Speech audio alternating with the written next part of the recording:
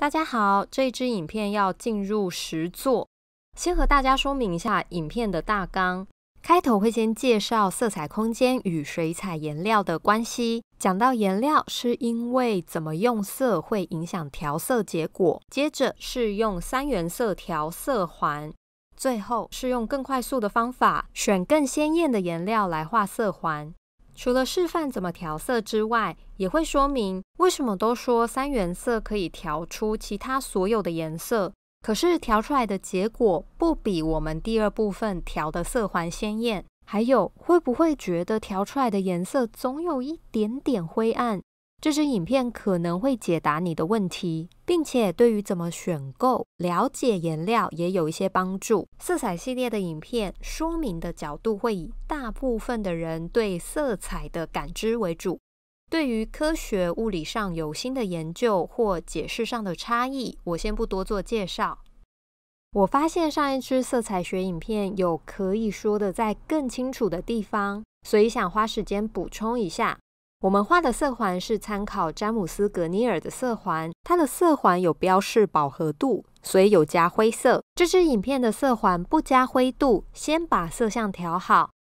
第二个是 CMY 色料3原色、RGB 色光3原色，都是以颜色的英文名字的字首来命名。我上一支影片都会直接用 CMY 和 RGB 来区分色料和色光。补充解释 ，CMY 通常是指印刷油墨，不过水彩颜料的调色也可以通用。RGB 是描述人感知到的光的颜色，但如果以实际运用的角度来说， RGB 和 CMY 都是透过工具所呈现的颜色系统。我们看见的颜色会因为工具呈现的不同而受到限制。例如，同样是萤幕，我的萤幕和你的萤幕所呈现的颜色可能会有一些色差。CIE 国际照明委员会模拟人眼所能看见的色彩空间，对照 CIE 的色彩空间图，可以找出水彩颜料最广的颜色范围，这对选购水彩颜料会非常有帮助。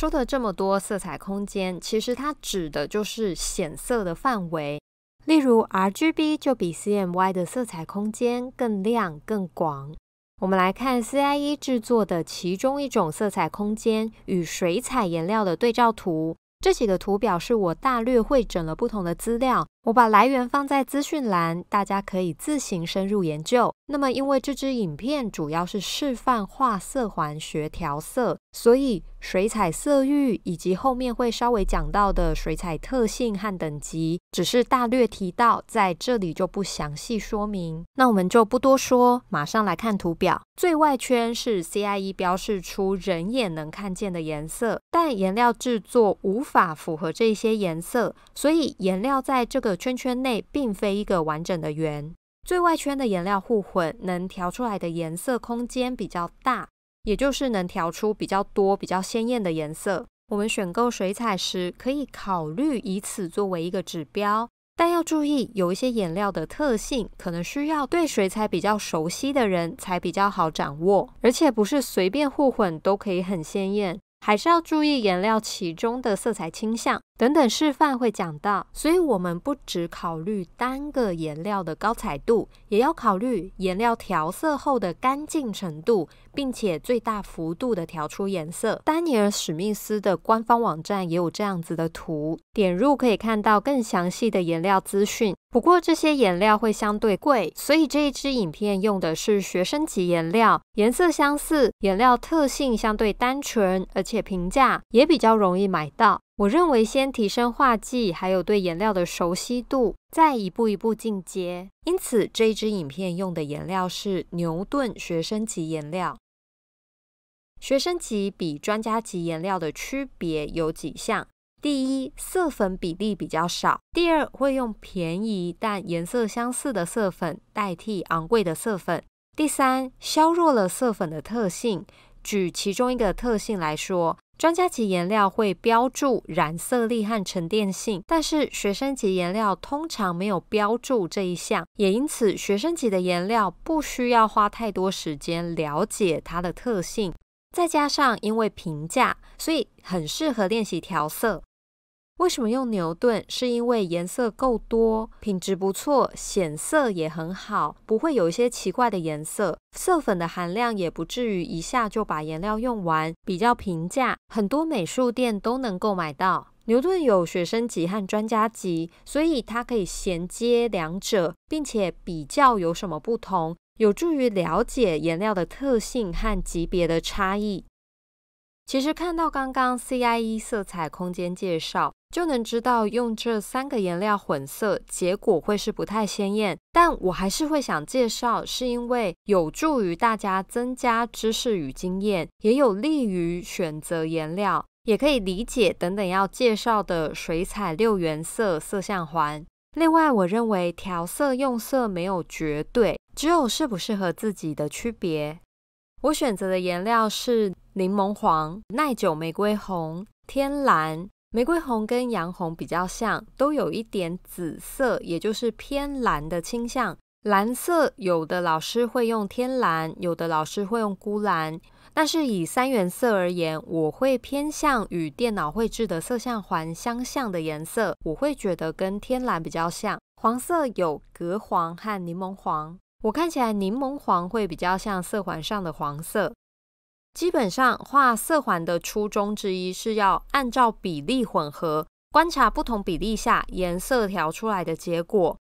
可是我不是学者，所以这支影片的重点不是原理与验证，而是要练习调色，让我们的颜色是为画面服务。当我们可以调出色环上的颜色，已经算是可以掌握基础的调色技巧了。在这个阶段，熟悉不同的颜料比例，愿意动手实做是最重要的。我把色相环还有下一次要画的湖景雀的线条稿，另外做了一支教学影片，可以点右上方的资讯卡连过去，这样大家就可以先专心练习调色，而不用花太多时间去画线条。先上柠檬黄、玫瑰红、天蓝。柠檬黄加天蓝，照理来说中间的位置是旁边2种颜色的同比例相加，但我的蓝色会稍微多一点，因为如前面所说，我们的目标是要想办法调出想要的颜色，而不是精准的比例。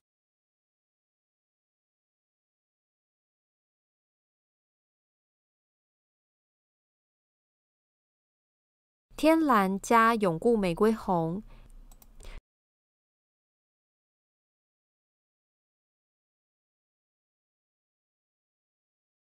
调出来有一点像是偏蓝的紫色，或者是偏紫的蓝色。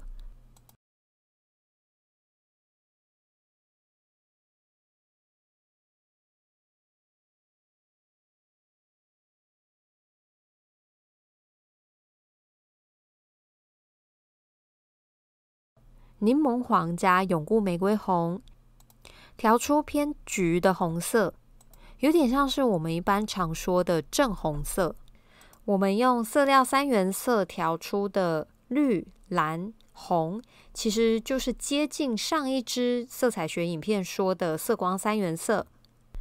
接下来就是继续相加，其实没有什么太多技巧，都是要亲手做去熟悉它。继续柠檬黄加偏蓝的绿，偏蓝的绿加天蓝，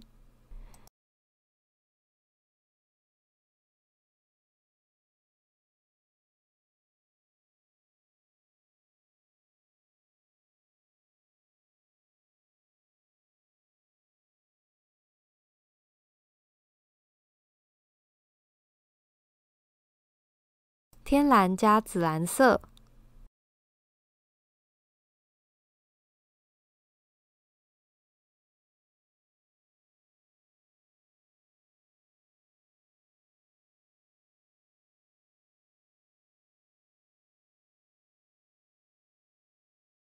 紫蓝色加永固玫瑰红，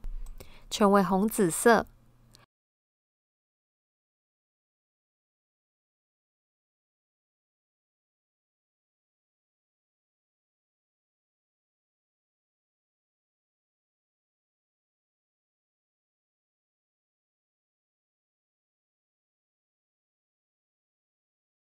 永固玫瑰红加偏橘黄的红色，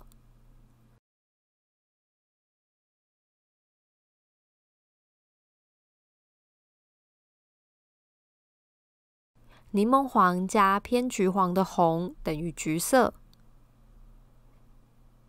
这样就完成我们 CNY 3原色调出的色相环。不过我们开头大纲的时候就有说到，其实有更鲜艳的颜料选择，调色速度也会比较快。来说明一下为什么刚刚3原色会混浊彩度低。若延续前面讲到最广色域的水彩颜料来看，我们用的3原色只有 PV19、EY3、PB15， 但如果有一些颜色买现成的颜料，它可能会用到更广的颜色色粉。就算有一些现成颜料用了2-3种以上的色粉，它可能还是会比我们自己调色来得鲜艳。不过还是要看色粉跟厂牌，有的时候状况是相反。接着来说明选哪一些鲜艳的颜色，以及分享我的选色思路。一般通用的水彩选色方式是用水彩6原色，也就是从红、蓝、黄3个色相之中各找2种颜料，分别是偏蓝还有偏黄或红，这是平衡色彩倾向或者说是色彩成分。拿色环位置来说，越近的颜色色彩倾向越相似，调出来的颜色通常会比较鲜艳。如果加的颜色越远，代表离这个颜色的补色越近，补色的成分越多会越灰。我们花一些时间看这一张图，天蓝加柠檬黄会是很明显很亮丽的绿，柠檬黄里面有一些蓝，天蓝里面有一些黄，所以混起来很鲜艳。因为色彩成分很单纯，天蓝加上有一些偏红的隔黄，同样是明显的绿色，但灰了一些，因为加了一点红是绿色的补色。钴蓝偏红色，加上柠檬黄会变得偏冷的灰绿色。这个成因与刚刚的原理相同，因为钴蓝偏红，等于在原本的绿色里面加了补色。钴蓝加隔黄，有一点暖暖灰灰的，不过还是看得出来偏绿色。因为钴蓝和隔黄都偏红，因此绿会更灰。我有看过一种说法是暖色加暖色以及冷色加冷色都会是鲜艳的颜色，但看3原色之间的关系比例会更精确，更能调出想要的颜色。我们边看边说明怎么运用。刚刚我们画的色环，这格是靠近黄色的绿色，可以用叶绿、树绿。但我这里先选用一种颜色，选色的方式除了可以对比标准色环之外，还有一个方式是加入互补色，看调出来的颜色效果如何。叶绿靠近黄色，跟对面的紫色互混，会有点像手褶。树绿跟紫色在色环上的关系比较远，比较对立，所以会越灰。如果跟叶绿混色的紫色再多一点蓝，就会变灰了。我想要的效果是符合补色相加成为灰，所以这里选树绿。如果不依靠看位置，那就要用前面说到的观察颜色比例。接下来是再更蓝一些的绿，我的备选有虎克绿、铬绿。选色方式还是用加入补色的方法来看结果。以喜好和功能来说很难取舍，所以2个颜色都保留。这一格天蓝要加一个黄蓝比例比较平衡的绿，所以虎克绿和铬绿我都加来试试看。先是天蓝加虎克绿，再来是天蓝和铬绿，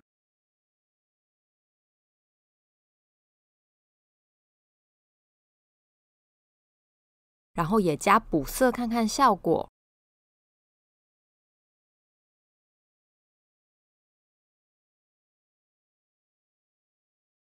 天蓝和铬绿同样加补色，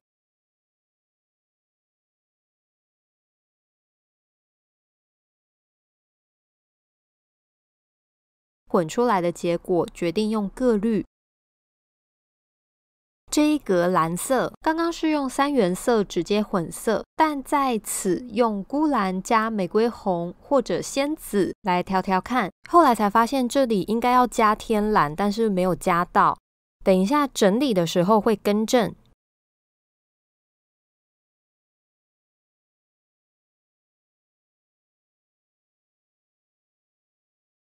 仙紫，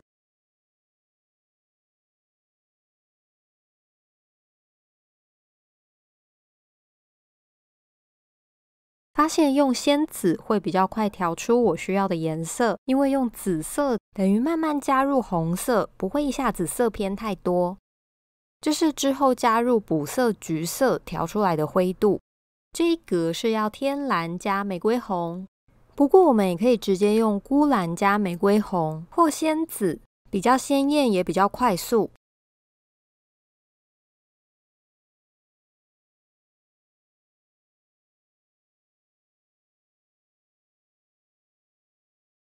甚至可以一直加仙紫，一路加到旁边偏红一些的紫色。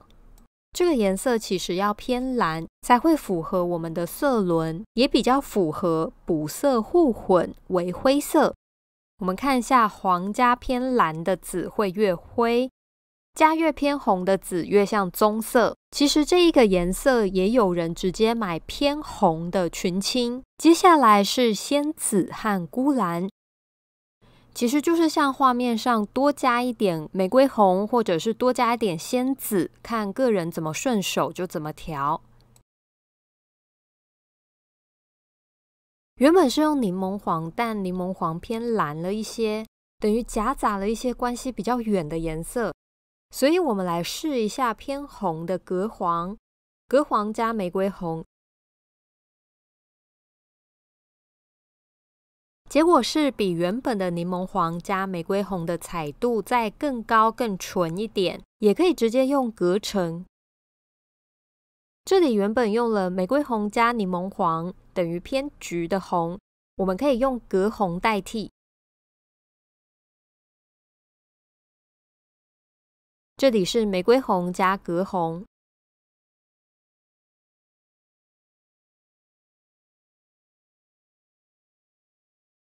我们再把颜料整理一次，旁边呢会列上我用的颜料表。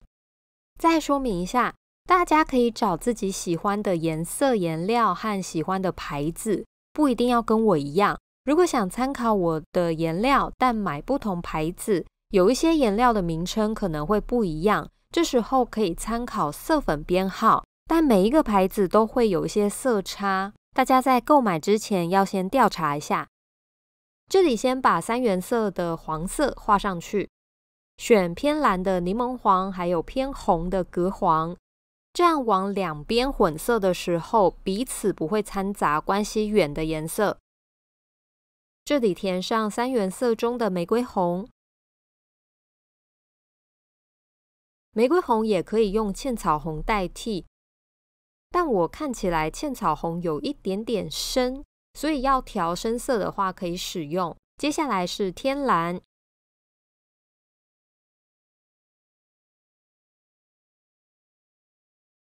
这个绿刚刚保留了虎克绿和铬绿，所以两个颜色都画上。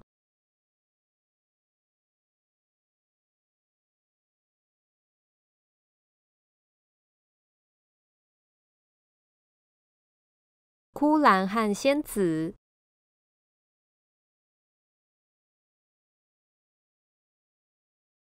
隔红，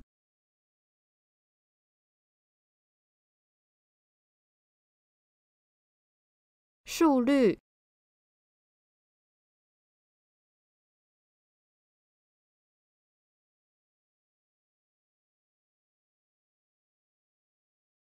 铬绿加天蓝，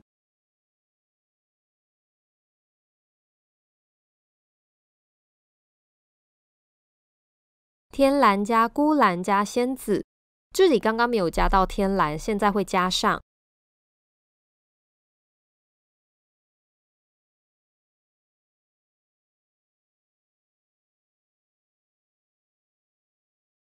钴蓝加仙紫，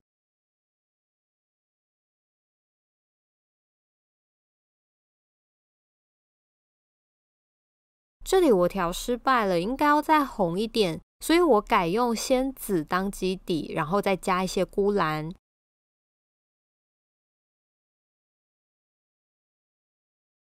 最后2格是玫瑰红加隔红，还有隔层，比较简单一点，所以我一边说结论。如果大家觉得这支影片有帮助，也请你帮我点个赞，分享给对这个题材有兴趣的朋友，帮助我们在 YouTube 的演算法上有好的数据，让我们可以达到盈利的门槛，做出更优质的影片。关于颜料的混色，要注意色彩倾向，掺杂补色会变得比较灰，不过这并非是灰色不好，而是要看怎么使用。但如果大家是想要调鲜艳的颜色，那就要小心注意里面的色彩成分。了解色倾向，我想是调色中很重要的一环。那么影响调色的浑浊程度，还有其他不同的因素，例如颜料本身的透明度、色粉与调和剂的比例、品质也都会影响，但这以后有机会再说。关于使用的颜料，通常为了前面说的色彩倾向，大多会使用水彩6原色，但每位老师的6原色可能都不太一样，基本上是红、黄、蓝3个色相，里面再各挑2种颜料，一种偏黄或红，一种偏蓝。在此基础上再加其他的颜料，有的老师是用9原色，红、黄、蓝其中各有3个颜料。前面有说到最广色域，一些网络资料有列出几种不同的颜料选择，因为版权的关系呢，所以我把网址直接列在资讯栏。不过通常专家级才会有这么广的色域，所以说如果要买色域广的颜料，很可能等于要买贵的颜料。这也代表要多了解一些专家级颜料的特性，这样可以让自己的感官去学习到新的不同的事物。如果考量成本而选择学生级颜料，也并非不好，因为熟悉之后才能更精准知道自己的需求，或者也可以混合使用。练习画草稿的时候可以用学生级颜料，正式的作品可以用专家级颜料。我再提供几个例子给大家参考。我有看过老师是以颜料的透明度为优先选择，也有老师有固定喜欢的颜色，就可以成为他的风格。但也有老师相反，认为不要过度喜欢用几种颜色，要平衡的使用，所以各有好处，也各有不同学习的方向。大家依照自己觉得重要、次要的顺序来决定就好了。下一支影片会用这一次影片学到的知识画一只湖景雀，它身上的颜色几乎都是色环上的颜色。那我们下一次再见喽。